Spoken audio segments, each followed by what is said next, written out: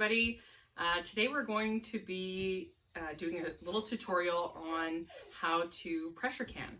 And I chose a really basic and really handy recipe to have around, which is chicken stock. And the recipe that I like to follow, though you don't really need to follow the exact guidelines here as far as adding vegetables and adding fresh herbs while you're making the vegetable stock.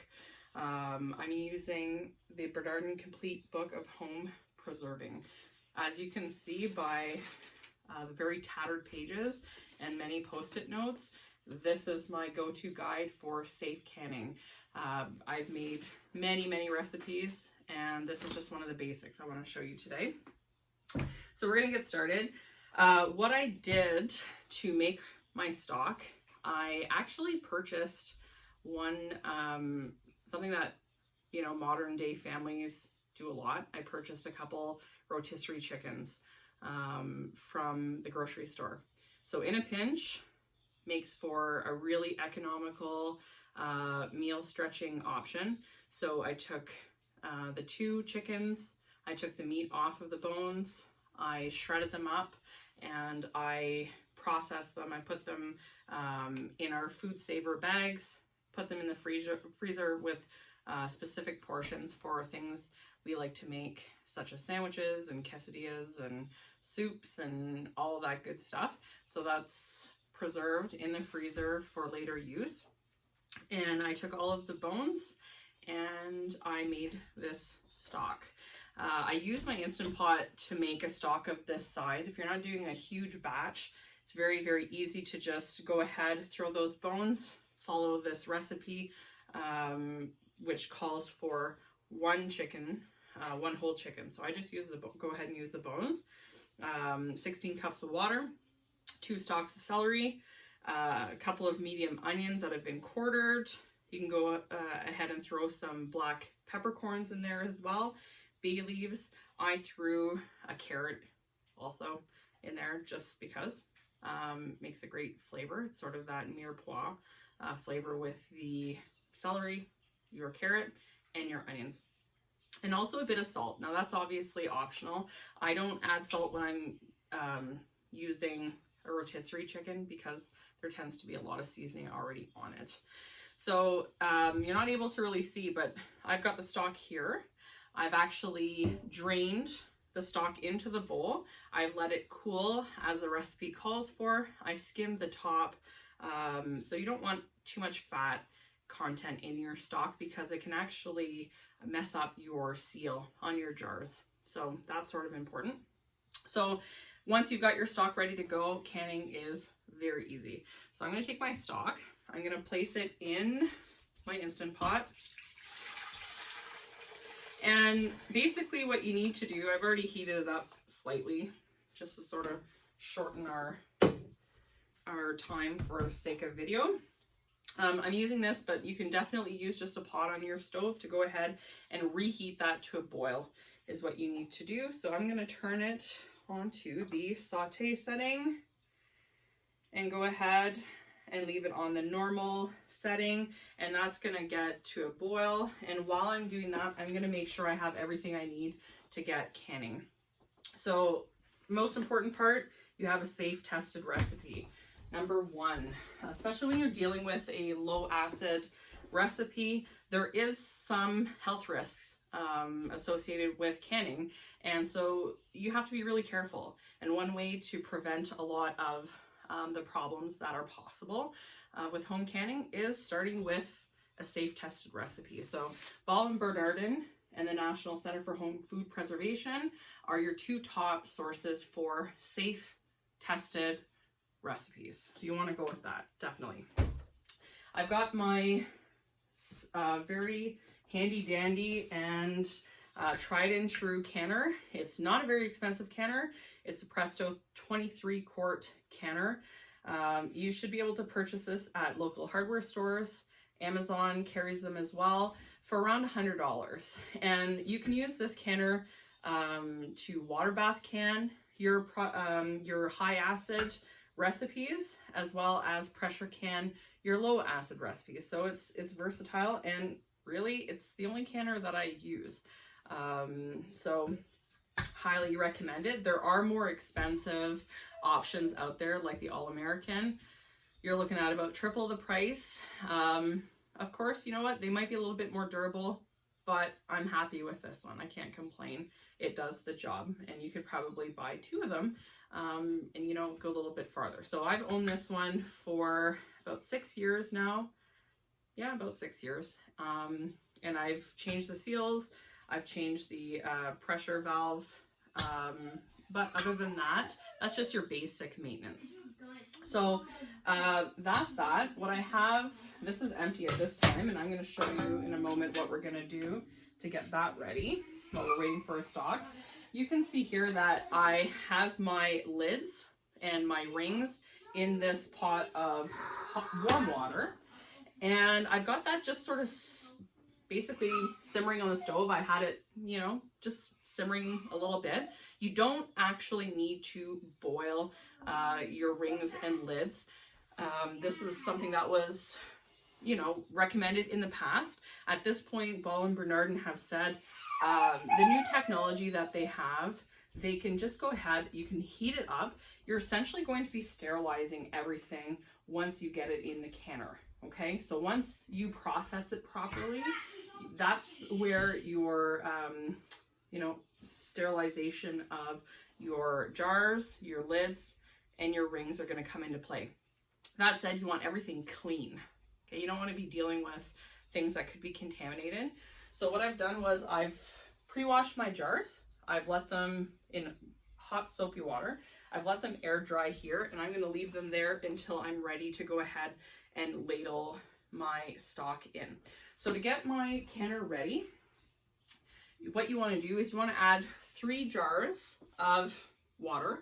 Doesn't matter if it's hot or cold at this point. So this is a quart jar. So what you need to do is you need to add 3 quarts of water to the canner.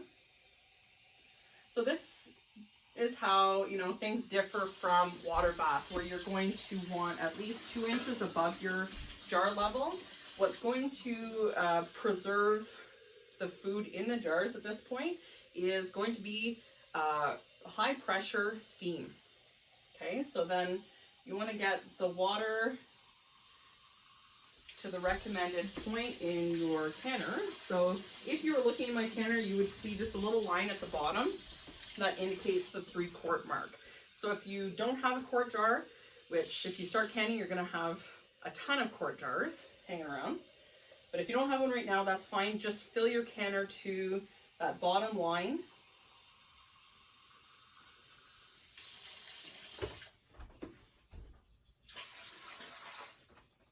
There we go. And a little trick, it's not necessary, it's not a safety consideration. However, it makes your jars look a lot more pretty coming out. Just a little splash of white vinegar in your water, especially for your country people. On a well system, you're going to eliminate sort of like the buildup of calcium in your water. So when you're canning, you want to just keep your jars nice and pretty. When you take them out, you want to show them off. So just a little splash of that is great. So at this point, I've got the beginning of a boil here on my stock. Okay, so we're close to getting that ready, and we are all set here. So you want to really have everything laid out, ready to go. This little tool here is just a little magnet on a stick. I don't know if there's a technical term for it or not, but basically what you're going to do is you're going to grab your lids and your rings using this out of your hot water or warm water. Okay, here's your funnel. I really like this one. It's made by Ball. I believe I purchased it at Canadian Tire, again, probably 5 or 6 years ago, and it sort of collapses. So if you are like me and you don't have a whole lot of storage space, this comes in handy. You also want to have your jar lifter. I like mine because it's spring-loaded and it's just a little bit more pleasant to use. So there's some options that aren't spring-loaded. I mean, they do the job. So that's what you're going to want to use to put your hot jars in your canner, and obviously take them out as well. And one thing that I did forget, but I will take this out now, oops, is, and if I can only find it, you can use a silicone spatula or a non-metallic tool. Usually in the case of, you know, something that you're canning that has a bit of texture to it, is a little thicker, this is what you're going to use to sort of remove the bubbles around your food in the jar so that it settles properly. You don't want those trapped bubbles in there while you're trying to process something. You want to have all of those bubbles come to the top and have it settle so that your headspace in the jar is correct. Headspace seems kind of like a trivial thing, but what it refers to is the space that's left over at the top of your jar. So if I take this jar, for instance, you're going to see here that the lip here is approximately an inch of headspace. Okay, that means there's space between the food and the top of the jar and the lid, especially when you're dealing with pressure canning. Oh, this is kind of to boil now. When you're dealing with pressure canning, if you overfill your jars, so you go above the recommended headspace, and this recipe calls for 1 inch headspace. If you go above that, you risk having liquid loss in your jars. So while everything is under pressure, it's going to actually push some of that out of your jars. You know, it's not dangerous, but it's not something that you want. You don't want to waste the food that you've made. So that said, you don't want to have those seal failures. That is heartbreaking in the canning world. You can always reprocess your food within 24 hours of noticing that seal failure. But you just don't want to do that. You want to do it one time and that's it. Okay, so that's your headspace. So you're going to see me moving fairly quickly now that my stock is at a boil. What you want to do is make sure everything's set up for you. So path of least resistance. I'm going to be placing my jars on this towel. I'm going to be putting my funnel in the top. I'm ladling my broth. That is boiling. It's at a good boil at this point. That's what you want, you know, to put in the canner so that we can keep that consistent temperature. And this is what, you know, makes a difference between a safe recipe and something that's not so safe. So here are my jars. I'm going to start by lining up my jars here.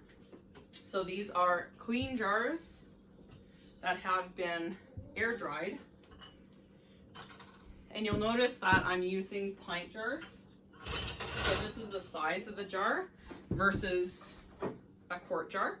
So the difference between canning in a quart jar for this recipe and canning in a pint jar, your pints are going to process for 20 minutes once my pressure canner has come up to the proper pressure, whereas these would be needing to be canned for 25 minutes.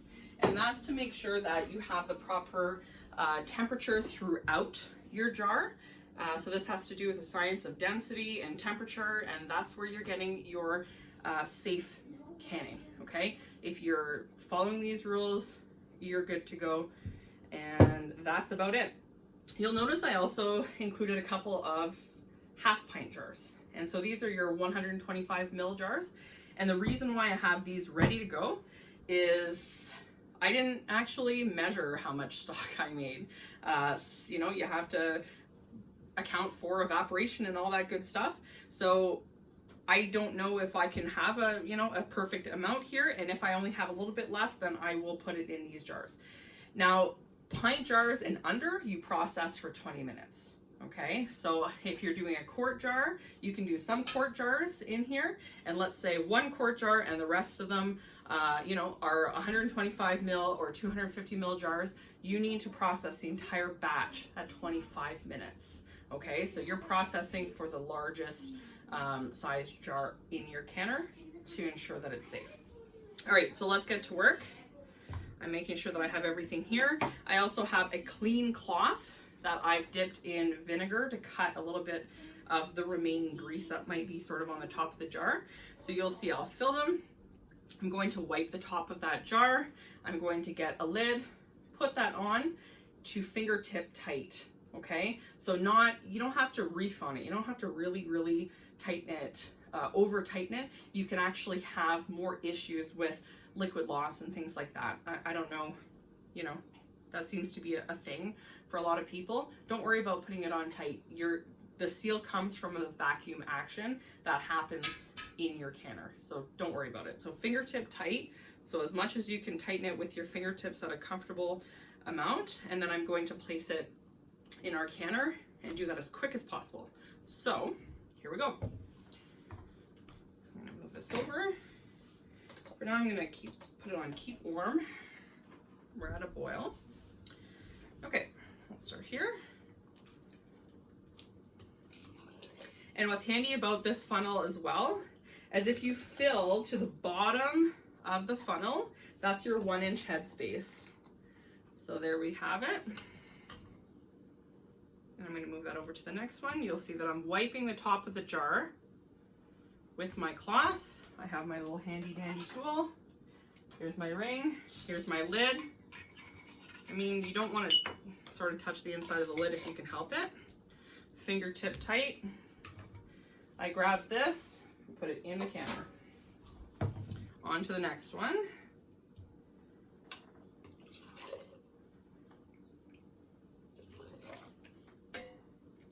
So I think like the name of the game for getting everything ready for canning, I mean, it's a pretty simple process. You just want to make sure that you have everything sort of in order before you get started, because you don't want to at this point you know, delay and have to wash another jar, this and that. You just want to be ready so that your food is not sitting in your jars and cooling, because that temperature change is where you have issues with, you know, not contaminants, I should say, like microorganisms that might cause illness. So you want to move quickly. I think one of the best quotes that I've heard, you know, regarding canning, and this was actually from, if you're on Facebook, I highly recommend going to check out Safe Canning on Debbie's Back Porch. Oh, Safe Canning by the Book is what the group is called. And when I first started canning, I referred heavily to this group. It's a group run by a really lovely lady in the States who basically helps to guide people, you know, through their safe canning journey. And she had said at one point, and I don't know if she was quoting someone else or if it's her quote, but she said, canning is a science, not an art. So it's not something you want to guess. It's not like, you know, cooking from scratch, which is also really great and really fun and a great homestead skill. But you want to realize that this is a science. There's a reason why we have safe canning rules, and things have sort of changed over the years with our increased knowledge of safety measures and our increased knowledge of the things that make us sick. So you want to make sure that, you know, you're doing the best that you possibly can for your family. Keeping your information nice and up to date is never a bad thing. So I have to agree with Debbie when she says canning is a science, not an art. Okay, and I'm looking at my amount that's left over. I should have enough for another pint.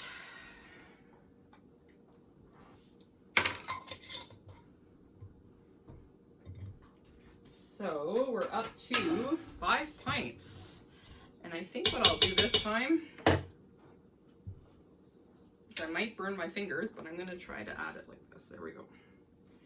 So let's see if we can get it to that. Oh, look at that.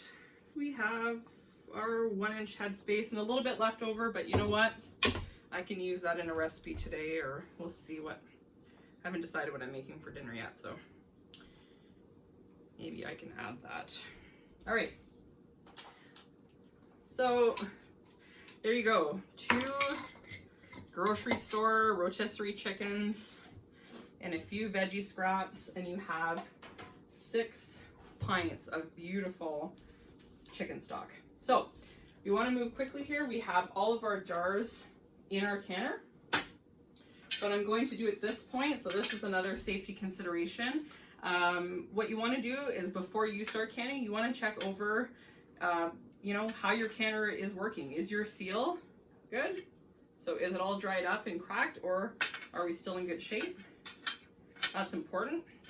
You want to make sure that your safety pressure valve plug is also in good shape. So it's a little piece of rubber that fits here in this hole in the lid, and that's to ensure, you know what, if you had a problem with your canner and let's say the pressure was building, you weren't able to control it for some reason, I've never had that problem, this would give out before you would have any of those you know, issues in the past where people are very scared of pressure cookers and canners because there were no safety measures on them and there were some pretty significant accidents.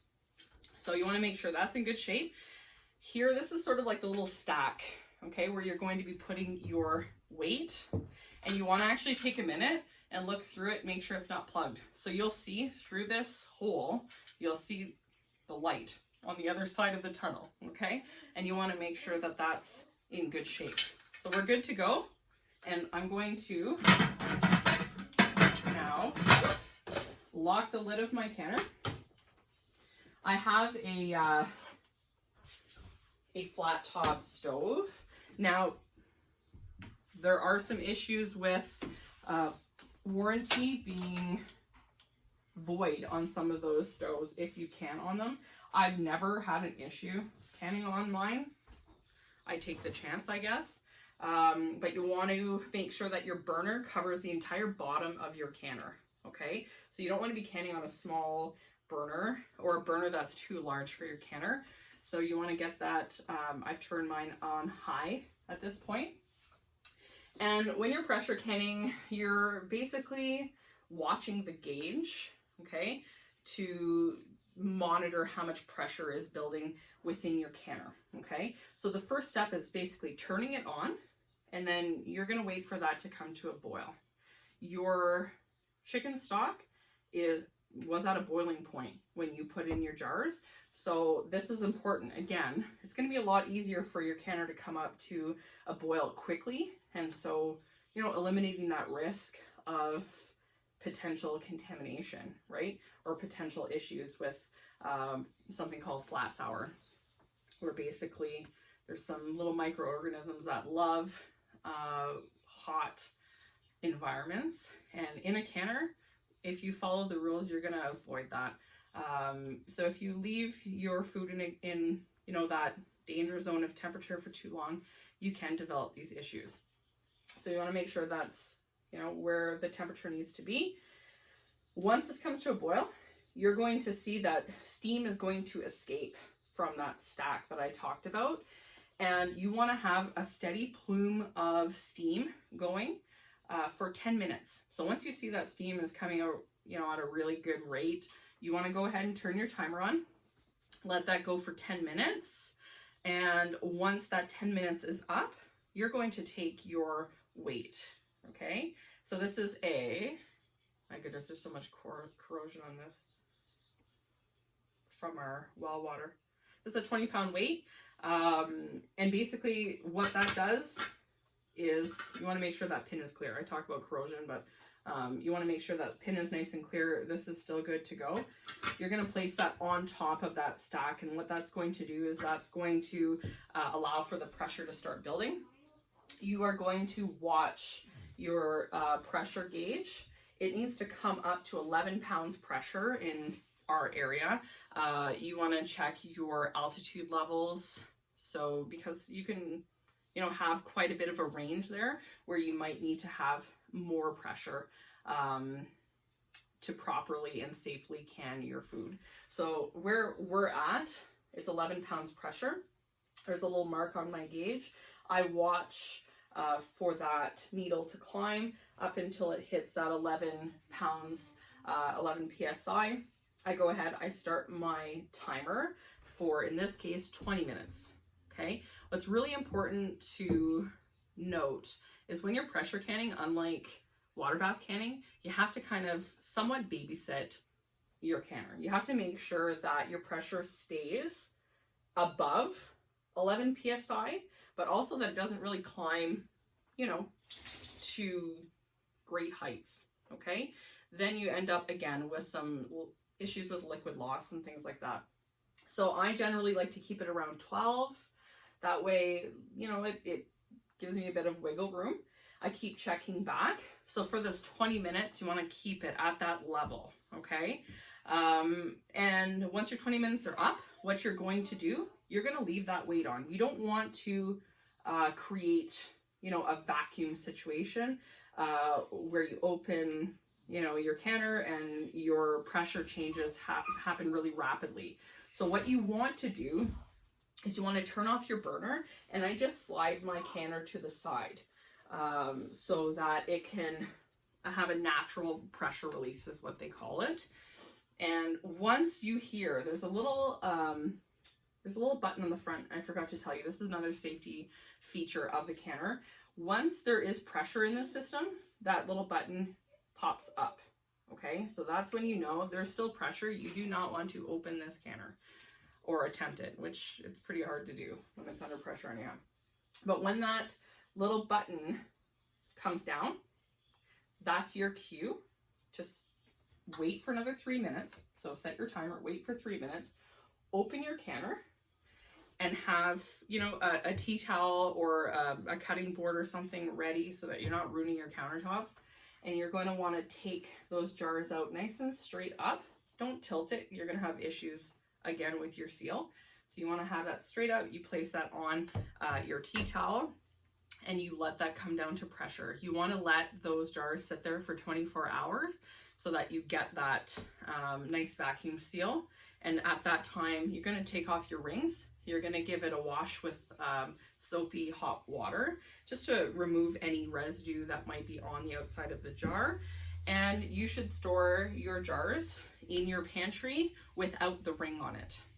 And the reason for that is that you can create false seals. So again, I've seen it before. People will have their jars, they're all nice and cool, they're all nice and clean, and for some reason they feel like they need to further tighten that that ring. If you're worried about a bad seal, let the bad seal happen and you won't get sick. Let it pop off, because if it's going to pop off, your product wasn't safe in the first place. Okay, you might have some spoilage happening, which would cause maybe some gases to build up and, you know, release that seal.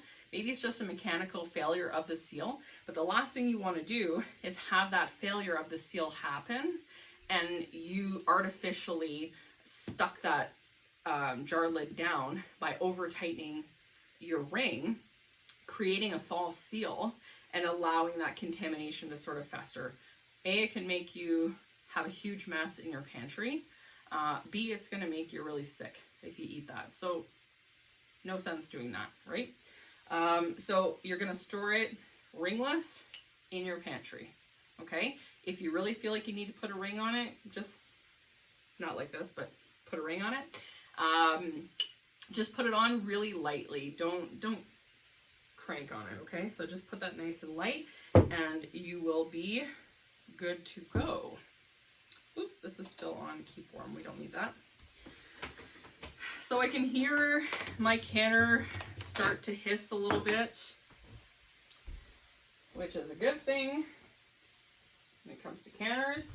So that's coming up to temperature, and I'm going to take a break here. I'm going to sort of clean up, you know, this area here, and I will come back to you. I'm going to show you what it looks like to bring your canner up to temperature and ready to go. Hi there, we're back. So I don't know if you can see that plume of steady steam that's coming out of the stack on the canner. This is where you want to be to start timing your 10 minutes.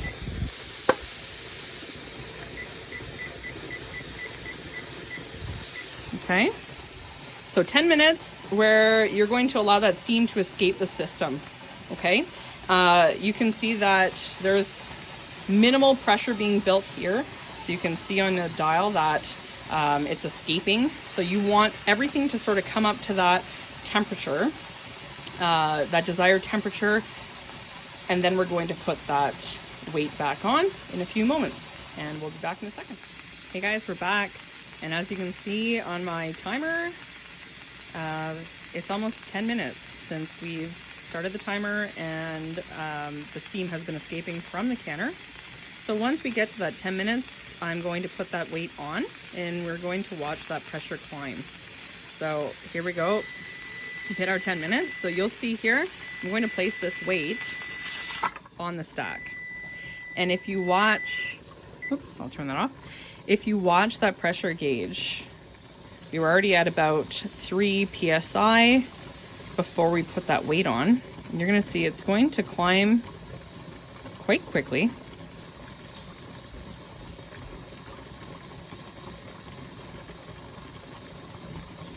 All right, so we're going to see that climb. And once it gets to 11 psi, I'm going to be starting my timer for 20 minutes.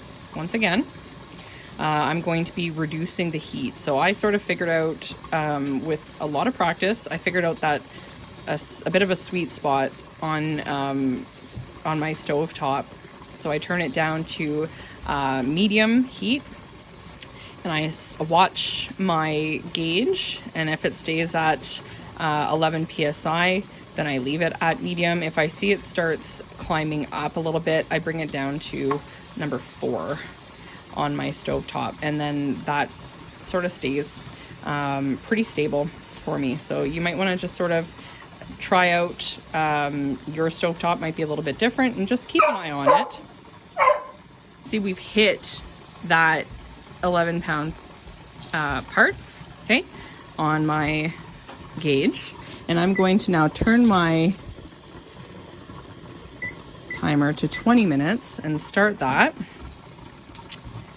And I'll turn down my burner to medium, because you can see it's climbing pretty quick. So we'll leave it there for now, and I will be back in 20 minutes. As you can see, it has actually been over 20 minutes. I stopped the timer at 20 minutes, and I moved the canner to the side, so just off the burner, and the pressure is slowly decreasing to 0. And if you take a look here, you can see it on the dial. It's looking as though it's at 0 psi, but you can hear a little bit of steam escaping still, and you can also see here that our pressure valve is still up. So you don't want to start counting your 3 minutes until after that little button has gone down, and then we know that we are able to count down to 3 minutes, and then we're going to open up the canner, and we are going to go ahead and put those out on the surface that I prepared here. Okay, so we're going to come back in a few moments, and I will show you the finished product. See you then. Okay, so we're going to take our jars out of the canner. So you are going to want to hold the jars firmly and straight up like we had talked about.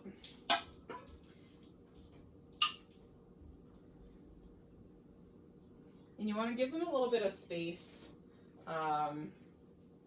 when you're putting them out, because you want them to be able to cool evenly. And you're going to sort of see that stock simmering away. You're going to want to keep an eye on these. They're going to complete their sealing now that the contents are under vacuum. So they're going to hopefully seal up. If you do, for some reason, have a seal failure, very simple. What you can do is just go ahead and put that in the fridge. What I normally do is I go ahead and I put that in the fridge, and I just use it right away, like within, you know, a day or two, I'm using that up. If you want to, let's say you make a great big batch and you want to reprocess whatever jars didn't seal. What you're going to do is you're going to start with new lids, okay? The rings don't matter, but the lids do matter. You don't reuse those, you just go ahead and recycle them. I mean, some people want to reuse them and you might get a good seal. Chances are, you're going to have a reduction of your seal rate because you're using that jar that's already had that little, indent in your sealing matter on your lid, right? So I get the whole recycling thing. What you can do is keep your lids, and I also store a lot of my pantry goods using mason jars. So those lids, awesome for storing, canned good, or sorry, not canned goods, but dry goods and things like that. So by all means, you can recycle them, or in the recycling, or you can go ahead and recycle them by putting them to use in your pantry. So definitely not wasted. But what you're going to want to do is you're going to want to reheat to a boil that broth and repeat the exact same steps that we just went through together. Or you could always freeze it, right? So those are some options. Seal rate is not, always 100%. Things can happen, but you know what? It's still a great start. It's essentially, this was free. It used up some veggie scraps and the bones from that chicken that otherwise we would throw them out. And as you can see, there's really nice, beautiful coloring to this broth, full of good stuff.